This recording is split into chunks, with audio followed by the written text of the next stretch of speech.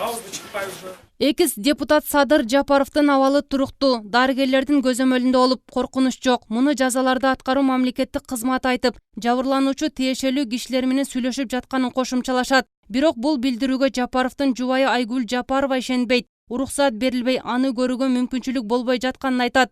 Жапаров 2 апрель күнү мойну жана колу кесилген абалда номер 47 абактын санитардык бөлүмүнө Бишкектеги номер 1 тергөө абагынан жеткирилген. Садыр 5 маал намаз окуйт. Имандан сабаты бар деп айтсам болот.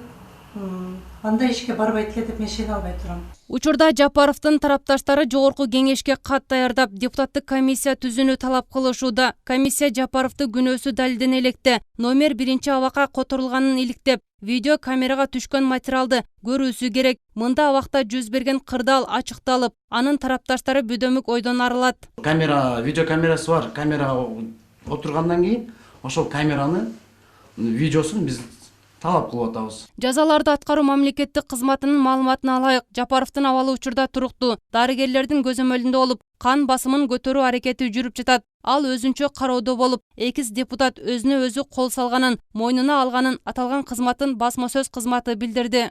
Фельдшеры, которые работают в СИЗО-1, оказали ему первую помощь, потом... Сабыр Жапаровдун абалы туруктуу. Тамак ичип уруксаты бар тиешелүү адамдар менен сүйлөшүп жатат. Учурда номер 47 абакка которулуп, атайын катаруучулардын көзөмөлүндө. Бүгүн экс депутат өзүнө өзү кол салганын моюндады. Ал эми Жапаровдун жубайына жолугуу үчүн уруксат берилбей жатканына ага анын уруксат кагазы жок болушу мүмкүн. Укук коргоочулар болсо, Жапаровду УКМКнын тергөө абагына которуп, митинг учурунда кармалган 12 адамды үй камагына чыгаруу талап дешет. Бул мыйзам ченемдүү болуп, аларга коюлган айып анчалык оор эмес. Садыр Жапаровду УКМКнын абагына которуш керек.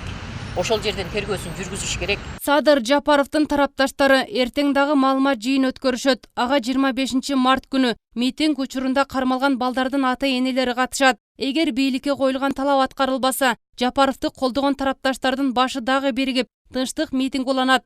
Гүлзара Бакаева, Азамат Иманов, Ынтымак, Бишкек шаары.